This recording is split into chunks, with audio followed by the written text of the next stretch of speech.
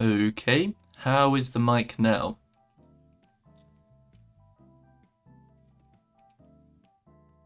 Can you hear me okay now?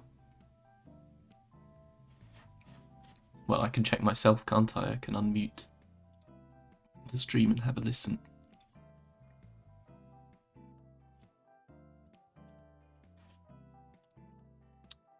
Okay.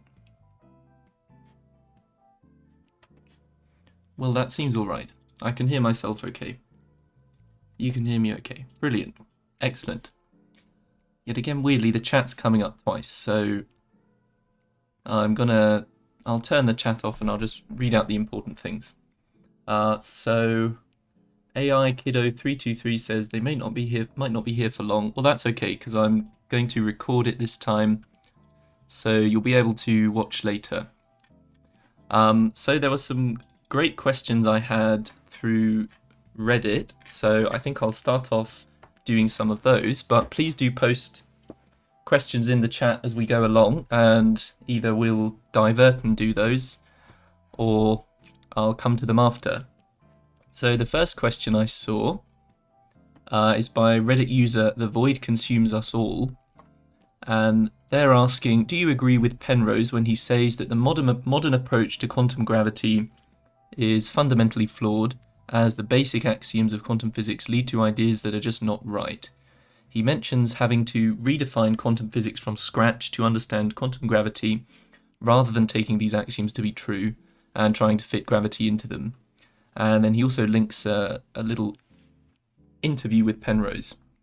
So that's an interesting question.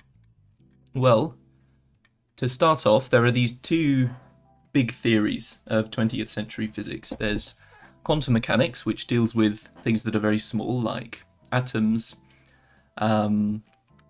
molecules and subatomic particles.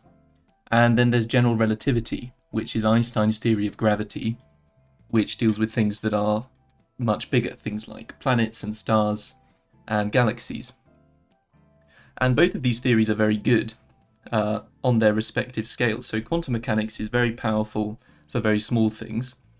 For example, the quantum theory of electromagnetism, quantum electrodynamics, is one of the most high precision tested theories that exists in physics. It's has predictions that are correct to 8 decimal places and ridiculous things like that. But then general relativity is also very well tested, and we can predict things like the perihelion precession of Mercury very accurately. So both of these are very good theories, but they're just valid in different regimes. So we can sketch this a little bit, sort of qualitatively. We can draw an axis, well, two axes. So along this top axis, I'm plotting big G, the value of Newton's constant, and on the x-axis I'm plotting h, Planck's constant.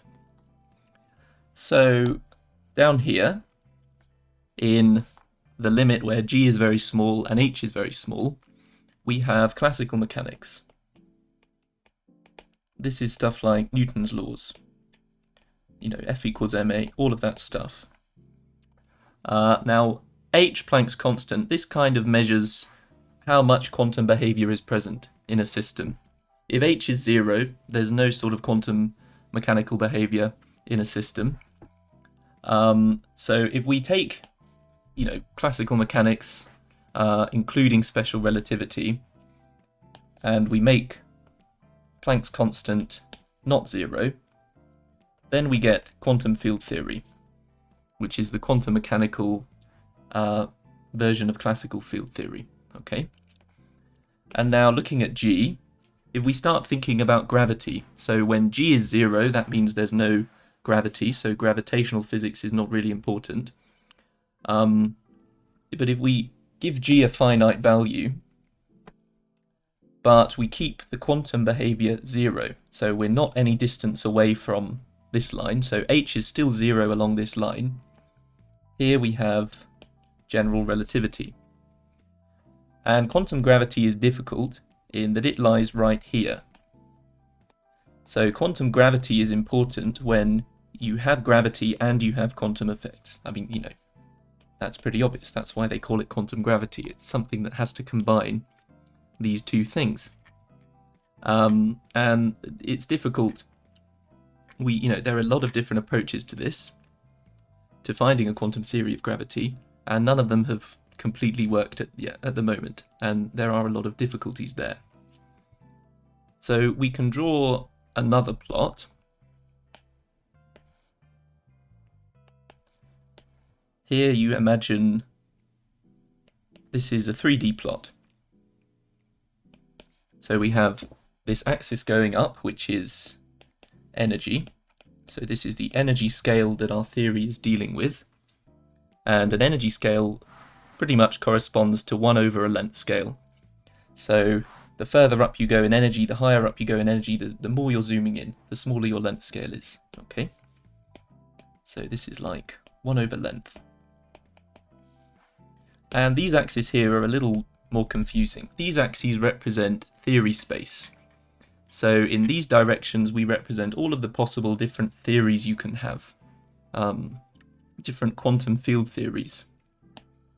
So right at the top here, in the kind of high energy regime, we have quantum gravity. Because quantum gravity effects only really become important at high energies. And down here, in this sort of 2D plane, at the low energy scale, we've got everything we can probe. All of our different particle theories that we can probe with collider experiments and stuff like that. And the issue is that for a given sort of a stringy quantum theory of gravity, this is a string theory, most likely, there are actually lots of different consistent theories at the low energy scale. So all of these theories here are consistent. You could trace, or they don't necessarily rule out any sort of specific quantum theory of gravity. So by measuring things in any one of these theories that are here, it's very hard to trace back to figure out what the quantum theory of gravity is that produces them. So there's this whole sort of landscape of possibilities in string theory that it's very hard to trace up to find the true quantum theory of gravity. So this is a difficulty with one of the difficulties with a quantum theory of gravity. And just let me look at the question again. So he says, Penrose, the basic axioms of quantum physics lead to ideas that are just not right. Okay. So one idea certainly that is very important in quantum mechanics is this idea of unitarity. So unitarity in quantum mechanics roughly translates to the conservation of information, how you can't lose information in physical processes. More technically, this is about if you have the quantum state of a system at one time, and you have some appropriate unitary operator that corresponds to the observation you're making of that state, you can always time evolve it and know what the later state is going to be. But if you think about black holes, that sort of shows a contradiction to the conservation of information. And there were some more questions about this that I'll get to later. But this seems to violate unitarity in quantum mechanics. Black holes do. So I think Penrose is pretty keen on the idea that quantum gravity probably won't be unitary. It won't have unitarity. So that is one thing of quantum mechanics that might not carry through to quantum gravity, but not everyone thinks that. Some people think the quantum theory of gravity should be unitary. So I think that's probably all I wanted to say about that question. Then there was another one from Reddit. Feel free to post ones in the chat if you're listening. The next question, though, I wanted to talk about from Reddit was from the user glupingane, interesting name. And they say, after reading some of Hawking's popular science books, some questions came up about information loss. So this is about unitarity and information loss. This is sometimes called the black hole information paradox. So when things fall into a black hole, all of the material that falls in and all of the information that material contains kind of gets pasted on the outside of the black hole. It gets sort of, it coats around the event horizon as like an approachingly 2D surface. So all of the information that those objects that were falling into the black hole have is contained on the surface of the black hole. But of course Hawking had this idea that black holes could radiate and black holes could eventually disappear, and this seems to violate the idea of information conservation. So if you put all this information onto the surface of a black hole and then your black hole disappears, it evaporates, well, where does that information go? And this is again a sort of an open problem in physics. So we're not sure where this information goes, what happens to it. So if because quantum mechanics has this unitarity property, information should be conserved, but because black holes evaporate and this information seemingly disappears, that sort of violates that. So I suppose the way that Penrose would think about resolving that is just by saying, well, black holes are a situation where a quantum theory of gravity is really needed to understand this, and he doesn't think that unitarity will carry over into a quantum theory of gravity. So therefore the information loss that's not an issue. But other people do think it is an issue, and they try to resolve this information paradox in different ways. And I think some of them use holography to do this. Black holes and holography are very closely linked, but I'm not too certain about the details of that, how they have been resolving this paradox. So then there's another question from Reddit by a user, Jezon, and they say they were curious about how quarks behave when protons are accelerated to relativistic speeds, and then they attach a link, and they ask about whether this paper is any good that they attach. Okay, well, I could share the paper, but I probably won't. Maybe I can link it after, but basically I had a read of this paper, and I have to tell you, I think it's total quackery, really. The author's trying to replace the very well-tested theory of how quarks interact by the strong force with Newtonian gravity. So not even general relativity, not even any higher theory of gravity. And there's not much more I could say about it other than I think it's just quite wrong. So sorry about that. But thank you for the question. There was another question from Reddit by, I don't know how to say this username. It looks like Lifemare, but with a 1 at the front. So I'll say Lifemare. And they asked quite a few questions actually, so I picked just a few of them. There was one about dark matter and dark energy, and if I had any thoughts about what was the most promising way to explain dark energy and dark matter. Well, the thing with dark matter is there are so many different possible candidates for dark matter. There are some ideas that dark matter could be primordial black holes, or weakly interacting massive particles, as they're called, WIMPs. There are ideas involving supersymmetry, so some people think that dark matter could be one of the lighter supersymmetric neutrinos, the neutralino. And there are also some theories involving higher dimensions that dark matter could be a sort of Kaluza-Klein particle, which I'll talk about later because there was another question about extra dimensions. But I really don't have a particular preference about any one of these ideas. I think all we know about, well, one of the things we think we know about dark matter is how much there is in the universe. But there are even some ways of thinking about dark matter that kind of don't actually involve any extra particles, and are about modifying gravity, rather than saying there is some extra matter in the universe. So I really don't know about dark matter very much. Then dark energy. Well, dark energy, I prefer to call dark energy the cosmological constant, really. So the cosmological constant, this is a term that Einstein put in his equations of general relativity. At first he put it in because his equations, when he wrote them down, predicted that the universe should be expanding, but the sort of consensus at the time amongst cosmologists was that the universe was static, so that it shouldn't have been expanding.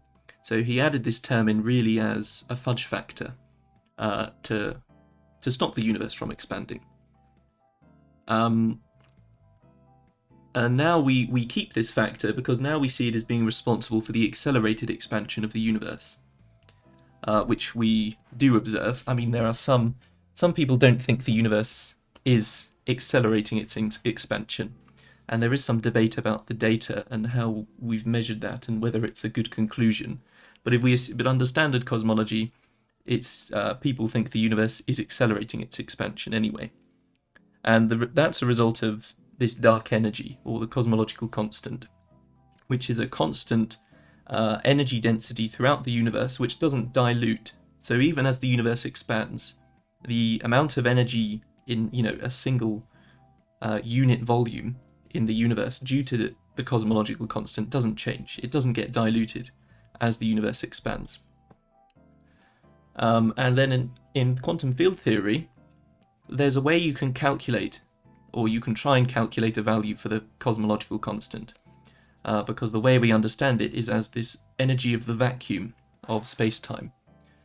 But if you do this calculation in quantum field theory, the answer you get for the vacuum energy is, it's orders of magnitude totally wrong compared to what we should get for the cosmological constant, according to measurements, measurements of how the universe is expanding.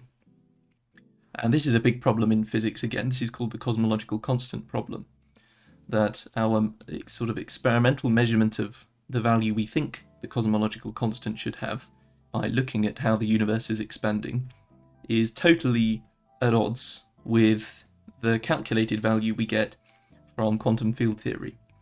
And there's no resolution to this yet. This is an open problem, but it's a very interesting one to think about, actually. So I don't have any strong opinions on how the cosmological constant problem should be solved, but it is a very interesting open problem.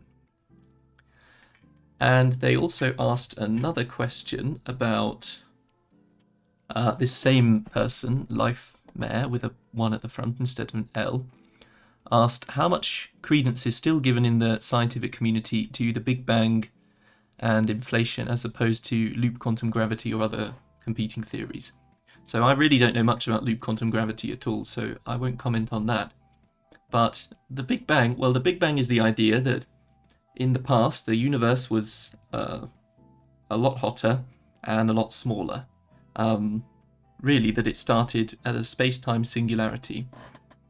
And that's certainly what we expect when you look at the current evolution of the universe, how the universe is expanding today. And if you trace that back, you do reach the conclusion that the universe must have started from a space-time singularity. But singularities are pretty difficult things to deal with in physics. So at the moment, we can't really say much more detail about any more detail about this singularity. And it's unlikely, really, that we ever will be able to say much about this moment of the Big Bang. It's probably well beyond our reach and always will be, I would imagine. But what we can say is, with very strong experimental evidence, is that 13.8 billion years ago, the universe was much, much smaller and much, much hotter than it is today, and very likely as a space-time singularity. But the nature of that singularity is still very mysterious and not something we'll probably know anything about. And then the last question this person asked was roughly, what is it I'm most excited about in the frontiers of cosmology? And they gave the example of gravity waves or the James Webb Space Telescope launch.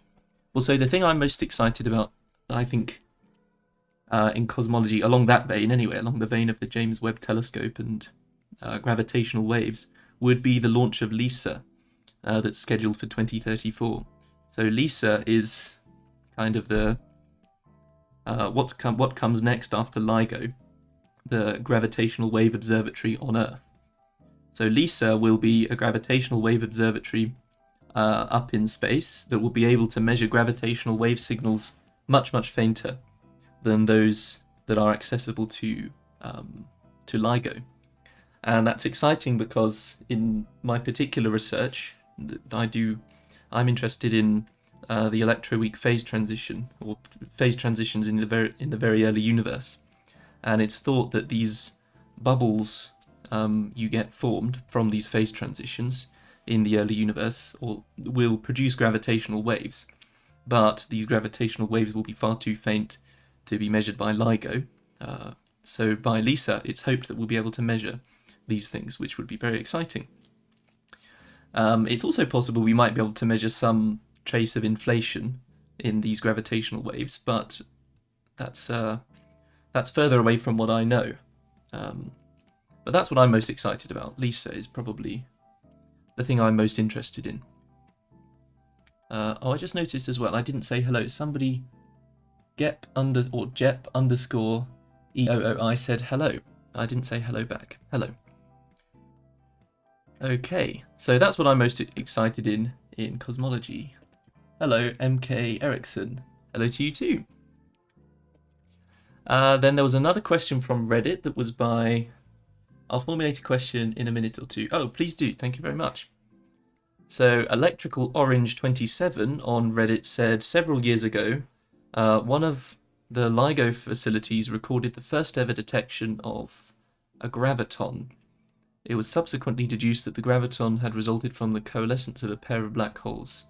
Now, my question is, if black holes warp space-time so much that even photons can't escape, then how do gravitons escape? So, I think the slight misconception here is that gravity is the same as light. Or maybe the analogy you're making between gravity and light is a little bit too strong. So you can think of a light source pretty well as if you have, a little glowing point of light. You can think about the light coming from that as a stream of photons shooting out radially from the center. But gravity is not quite so simple, actually. Firstly, the particle of gravity that you sort of refer to in the question, the graviton, is a little sketchy, because there isn't actually a good particle / quantum description of gravity. And that is what the graviton would be. The graviton would be a quanta of gravity, whose behavior would be described by a quantum field theory that doesn't exist at the moment. We don't have a good quantum field theory of gravity. So the idea of a graviton alone is a little shaky. And then they say... Okay, no, yeah, that's fine. But another difference between light and gravity is that general relativity is a very nonlinear theory. So gravity itself actually creates more gravity. This is how gravitational waves work. Curvature creates more curvature in space-time. So I think the picture of a point of matter, like the singularity of a black hole, just kind of shooting gravitons out radially, that will just pass through the horizon is not a good image to have for it. They are quite different, light and gravity. And gravity actually, I don't think really cares about the horizon too much. So I mean, if something falls into a black hole, it actually does deform the horizon a little bit.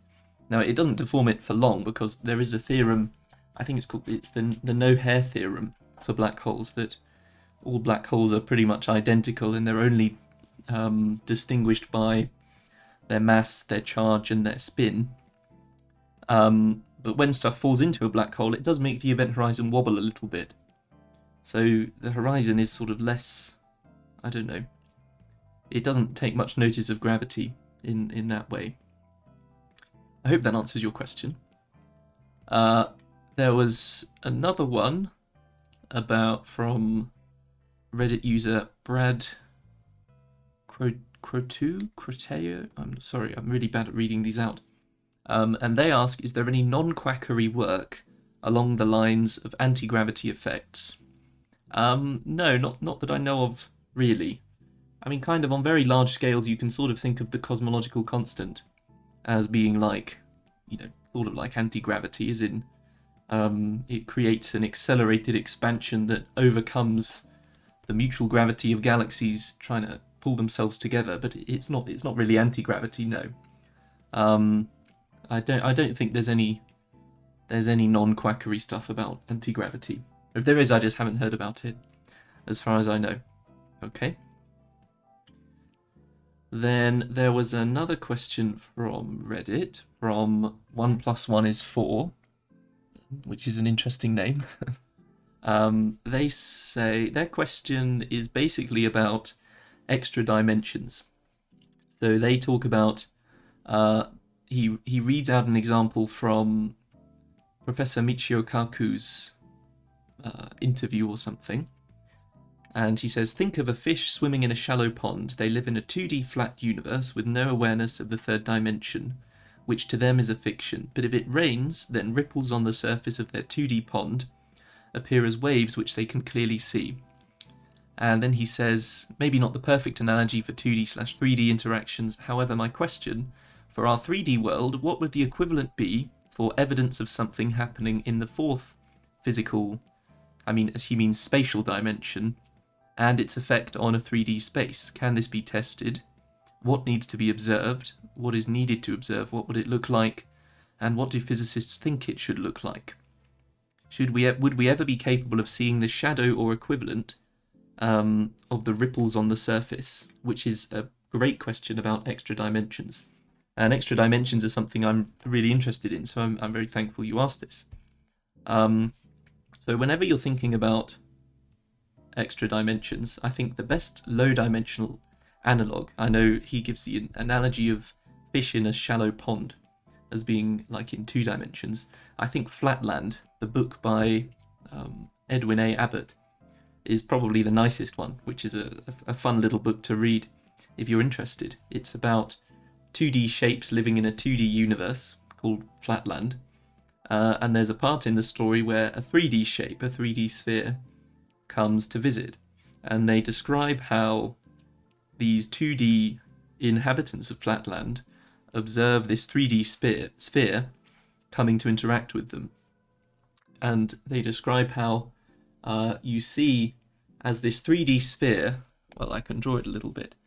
Oops, that's not the pen. If you imagine you have a 2D plane, this is Flatland, doesn't matter if the lines aren't straight. This is Flatland, and then we have a 3D sphere. Well, that's an oval, but oh well. There's a 3D sphere above, which, is going to move down through the 2D space.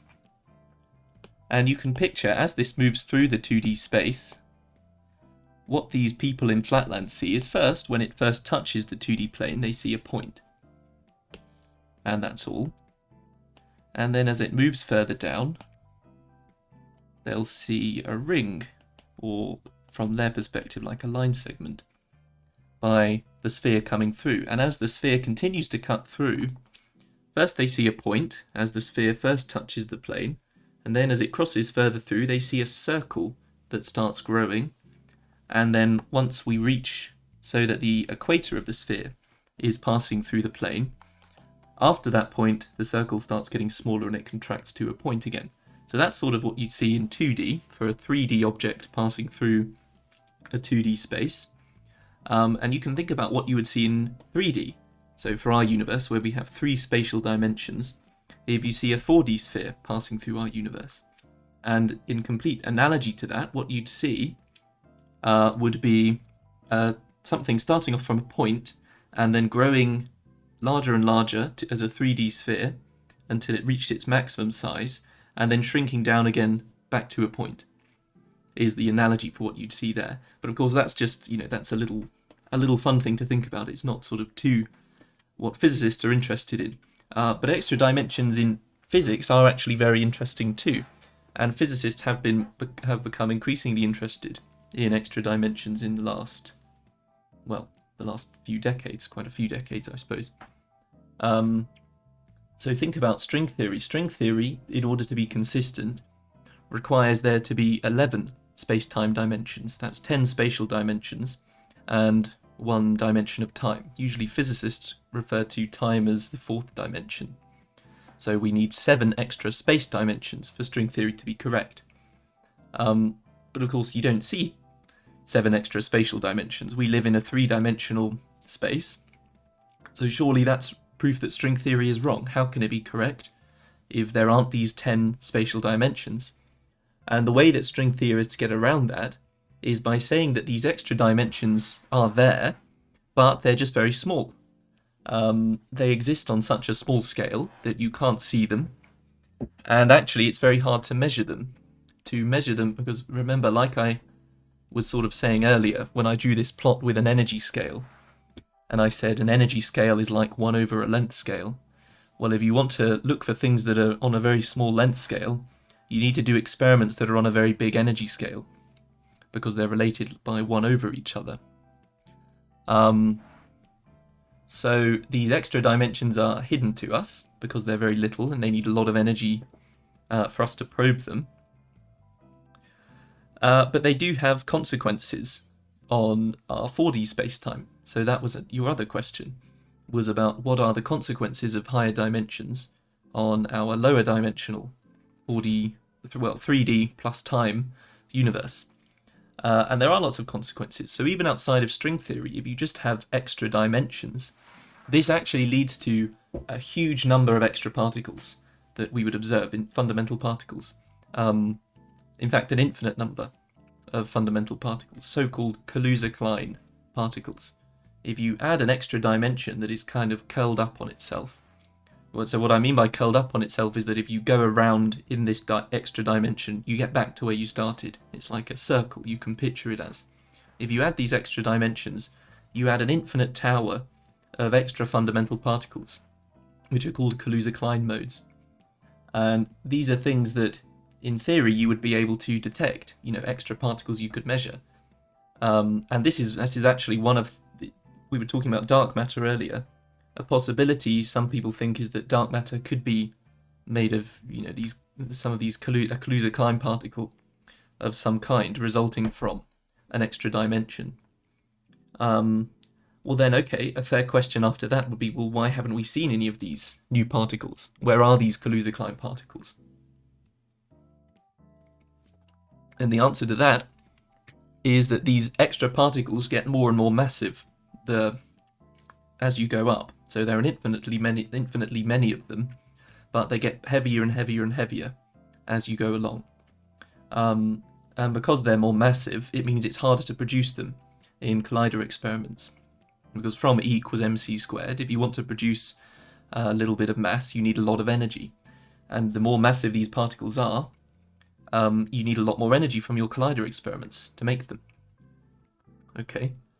So we haven't yet been able to rule out the existence of these particles, because the bounds keep sort of shifting. If you do all of your particle physics experiments up to a certain energy, well, it's possible maybe those particles are the energy above that, so we just haven't found them yet. But that's one consequence of higher dimensions on our lower dimensional physics. We would see an infinite number of extra particles, these Kaluza-Klein modes. And then there's a question in the chat from MK Erickson. They say their question is about space-time invariance. How come the size of the space-time interval doesn't depend on the observer? Your book concludes that delta s squared is equal to delta s squared underscore 0. I hope the notation makes sense. I think I know what you mean, that's right.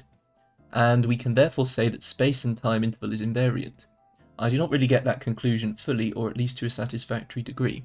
Okay, well, it's an invariant is a really important concept in physics. An invariant is something that doesn't change when you perform a certain kind of transformation. So you can think about the simplest one is think about the length of a ruler.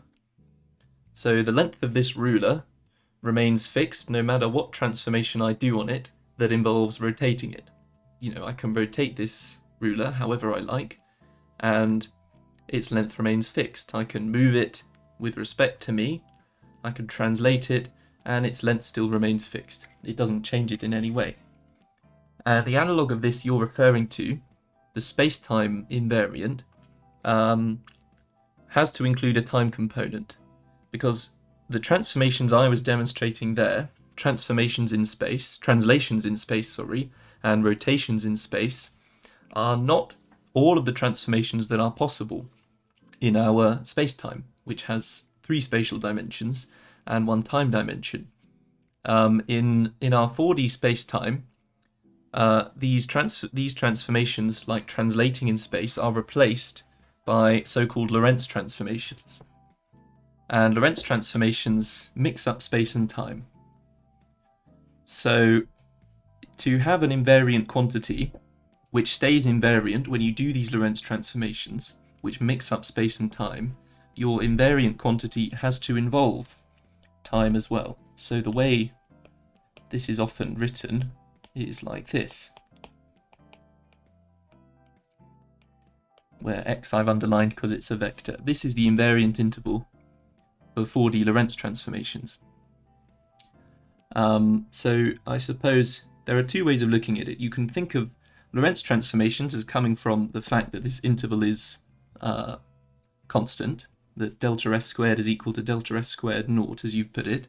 Or you can think of it as being the Lorenz transformation comes first, and then this is the invariant quantity of that transformation.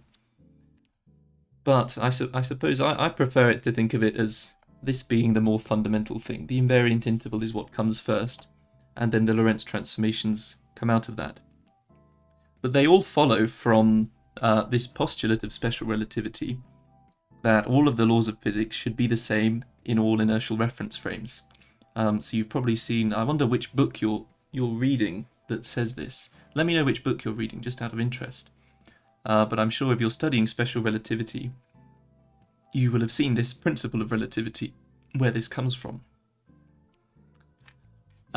So there were quite a few questions on Reddit. There was another one from a user called Echo Groot that asked if I can explain the GZK limit, and what do I consider the most likely explanation for ultra-high energy cosmic rays, if you have an opinion. I'm afraid I don't have an opinion, and I'm also afraid I can't really explain the GZK limit. I think the GZK limit is about a hypothetical maximum bound on the energy of cosmic rays, but that's not so close to any sort of physics I do. So that's a little tricky for me to answer, so I'm not really sure. But please do let me know any other questions you have in the chat. I think I've reached the end of the initial ones I was thinking of answering, though there were a few more on Reddit that I might get up now. But please do put a message in the chat if you do have any other questions. We can talk more about invariant intervals if you like. And I'm still curious which book you're using for your special relativity course, it looks like. So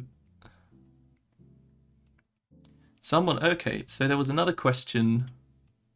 Oh, you've gone on there. It's your lecturer. Oh, okay, they're your lecturer's notes. Called The Special Theory of Relativity, what you said makes sense. Okay, alright, well that's good. Well, I'm glad I could help.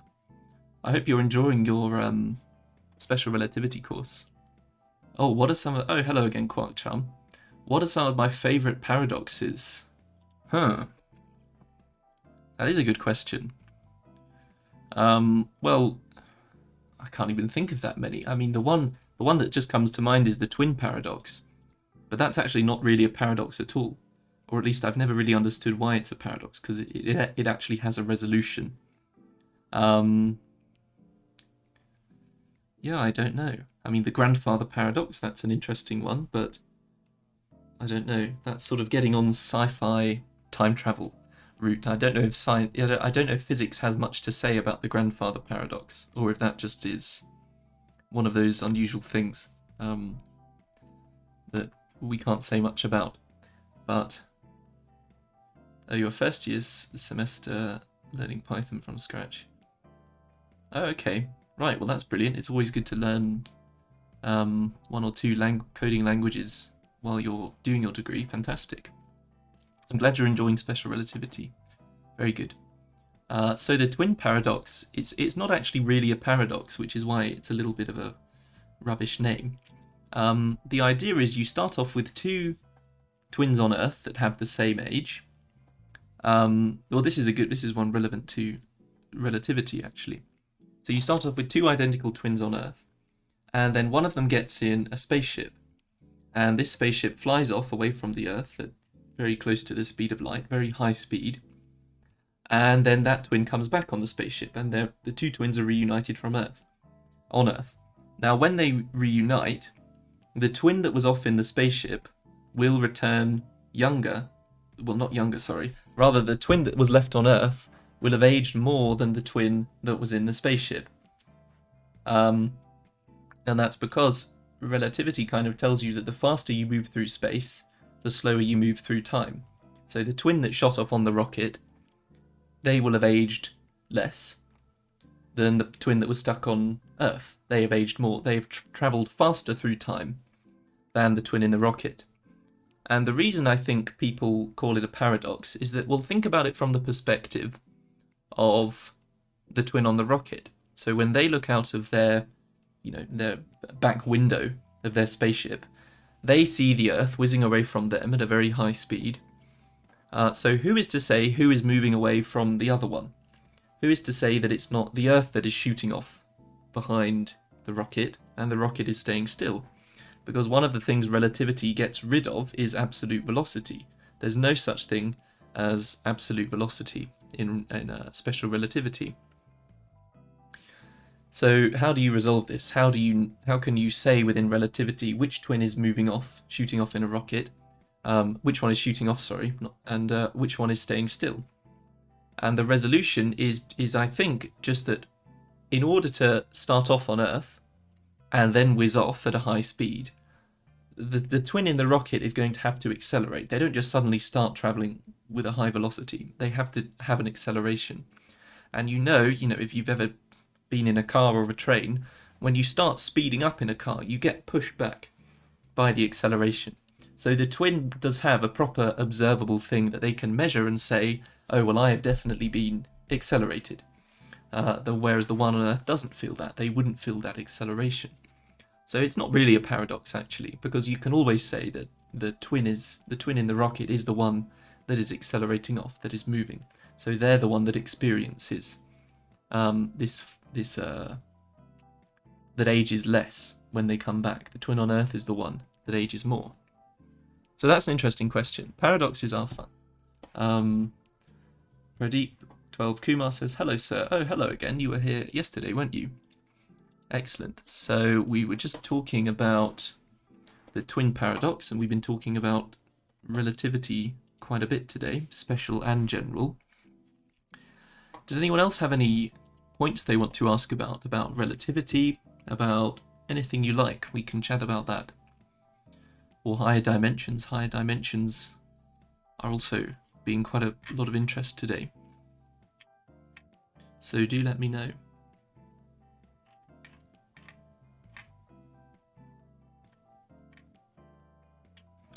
Yeah, higher dimensions are quite linked to what I'm interested in studying, or what I'm doing in my PhD.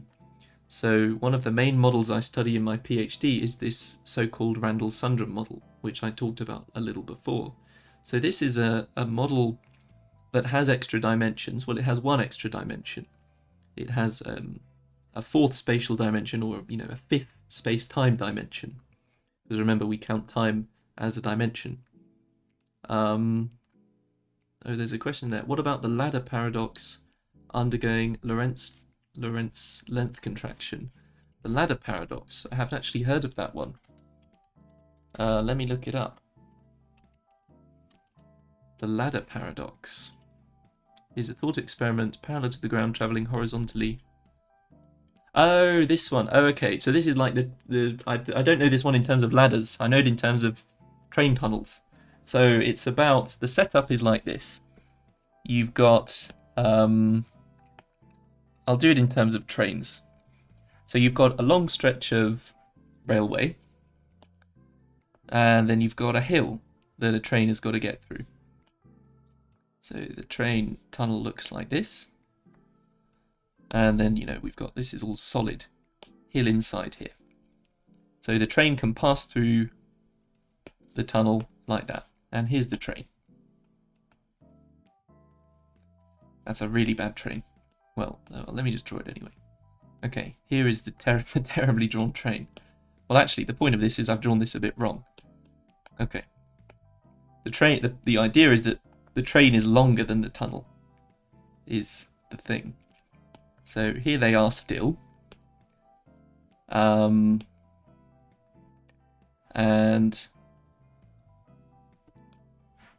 because the train is longer than the tunnel, the idea is that when the train goes through the tunnel, you would expect to see it sticking out of both ends. Maybe the ladder analogy is actually better, but anyway. So Lorenz contraction is this phenomena that when things are moving very fast, or when you observe things moving very fast, their length actually changes. Their length gets shorter. So this paradox about the train, well, maybe I shouldn't do it in terms of the train. It's a little bit funny. If we say the train has got like trapdoors on it, and these trapdoors kind of close, this is a really weird looking picture. These trapdoors close at the same time. So if the train is moving through the tunnel and these trapdoors close, you know, the train gets cut in two. So that's, well, it gets cut in three in this case, cut in two like that. So that's a bad thing. But what happens is, because the train is moving very, very fast, it's a very, very fast train, its length gets contracted. So it doesn't actually get cut in half. So we should think about this from two perspectives. We can think about it from the perspective of the train driver. And we can think about it from the perspective of somebody sat on the hill watching the train go by. So from the perspective of someone that sat on the hill watching the train go by, I've just realised because of the way the chat is positioned, you perhaps can't see that so well. Let me put it like that. I need to sort out the chat window properly because I misplaced it, I think. Oh, Harel55 says hello. Oh, is that Harel as in the Harel I know from Caltech that saw my post on Reddit? If so, hello. But anyway, so let's think about from the perspective. It is, are there any others? No, there aren't actually. I don't know any other Harels, so I suppose it could only be one person. So let's think about from the perspective of the orange man sat on the hill. And by orange man, I don't mean Donald Trump, fortunately. If it was Donald Trump, he would be sat right there in front of the train with his little MAGA hat on. So there's Donald Trump sat in front of the train. Okay, the other orange man. So from the perspective of the orange man on the hill, he sees the train coming towards them at a very high speed. And he also sees these two gates close at the same time, these two purple gates on the tunnel. So he's a little bit worried because his friend, the blue driver of the train, sent him a message telling him exactly how long the train is. And he thinks that, well, the train is 200 meters long. The hill is 150 meters long. So when it goes through, it's going to get cut off by the gates on the hill. But actually, because of Lorenz contraction, from the perspective of the orange person, he sees the length of the train contracted by this factor. This is 1 over the gamma factor, if you know about special relativity. So because V is going to be quite large, this is a very fast train, he sees he sees the length of the train shrunk down. So from his perspective, the train is actually quite a bit shorter than I've drawn it here. It should actually be, something like this. So that's where he sees the end of the train, and that's okay, so it'll fit through. So he sees no problem. And the blue person, well, so he sees the train as its full length. He sees the train just as length L. And from his perspective then, we need to think about when these gates are closing. So from the orange person's perspective, the issue is that these gates close at the same time. So they're going to cut the train into 3 pieces or 2 pieces. But from the blue person's perspective, actually the gates don't close simultaneously. Simultaneity is not something that is the same in special relativity. So 2 things that look like they happen at the same instant actually don't necessarily happen at the same instant in relativity. Because there is a spatial separation between these 2 events, the event of these gates closing on either side of the tunnel, this spatial separation here also corresponds to a temporal separation as seen by this blue man. So from his perspective, although his train is very long, much longer than the tunnel, he will see, as he goes through, it's like he will see one of the train... Oops, what am I doing? Let me copy that. Did I copy? I think I did. Okay, there we go. He will see one of these... Okay, I think I've maybe explained this a little bit wrong. I think instead we should think about the gates being closed and then they open, is the point. Okay, so it's like as soon as the train gets close enough, both gates open. And then as soon as, after some amount of time, both gates close. So I slightly made a mistake there. So he sees... So the orange person... Crikey, it's easy to get mixed up with these things, isn't it? So the orange person sees both of these gates here open at the same time. But the blue person does not see them open at the same time. So he sees perhaps the purple gate open before... the purple gate on the left open before the one on the right. So he gets through a little bit. And then the one here opens. Ooh, well, it doesn't disappear. So now he can get the rest of his train through. And then rather than them both closing at the same time and cutting him in half, he actually will see this gate here close first. So it will sort of close once he's already gone through, even though he forgot his wheel, but he's still okay. So I think the paradox here is, as it's stated, is that you expect that one person will see the train get cut in half and one person will see the train not get cut in half. But actually, again, this is a false paradox, as there are quite a few in relativity. So relativity resolves this paradox within itself. Because although the length of the train is contracted, so the length of the train is contracted from what the orange person sees. So he sees there is no problem because the train is actually shorter than it is when it's measured standing still. And the blue person also sees no problem because now these gates are opening not simultaneously. So they open sort of asynchronously. So one will open letting him go through, and then it'll open when he's inside, and they'll close at different times. So they won't chop the train in half. So there's no paradox again. The train driver survives in both situations, although unfortunately the same cannot be said for poor little Donald that got run over by the train. But you know, whatever. We're not too concerned about that. Okay. Yeah, so that's an interesting paradox. I don't really know of any other actual paradoxes now I think about it. Or maybe I do, but I just don't know them by the right name. I hadn't heard of that one as being called the ladder paradox before. But that is a good one too, actually. There are lots of these fun little things in relativity that are nice to think about. Oh, well, that's very nice of you to say, M.K. Erickson. Very kind. So I wonder if there are any other little things we want to talk about. I can't think of any other paradoxes off the top of my head. But relativity certainly has got a lot of room for these interesting little thought experiments you can do. Well, length contraction, actually, while we're talking about length contraction, this is one of the reasons why cosmic ray muons survive hitting the Earth's surface. So we have the Earth, and we've got, you know, the atmosphere around it. I know nothing about atmospheric physics, so I won't do anything in detail here. And cosmic rays come in, and they collide with the upper atmosphere in some way, and they produce showers of muons. Muon being a sort of heavier version of the electron. These come down, but the muons decay into electrons. And there's a time period it takes for muons to decay.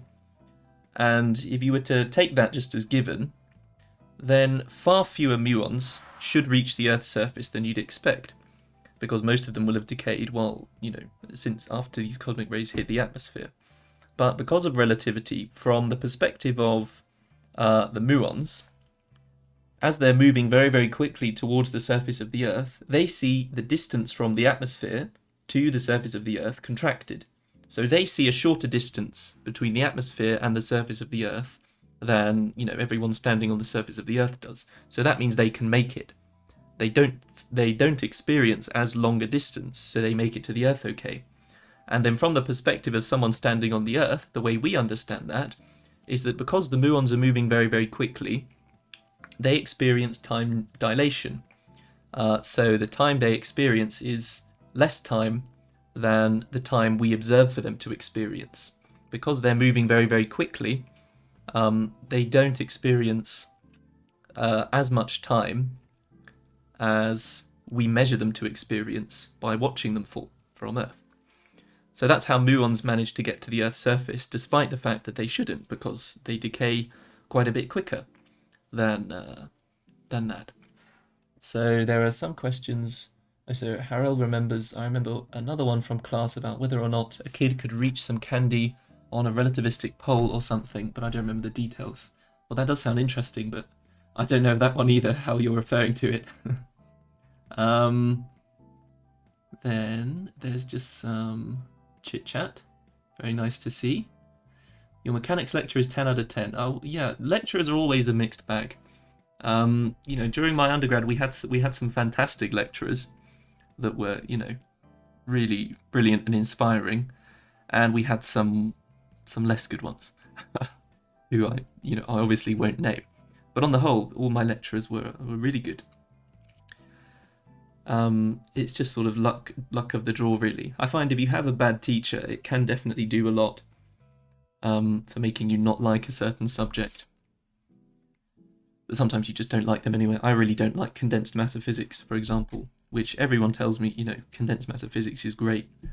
And it's so rich with different theory, and it has lots of, there are very few bits of physics that don't have an analogue in condensed matter physics. But I've just never managed to get my teeth into it. It's not for me, I don't think. MK Erickson says they've heard of a paradox called the pole vaulter paradox. Okay, I don't know what that is either. Anything StatMech? Oh no.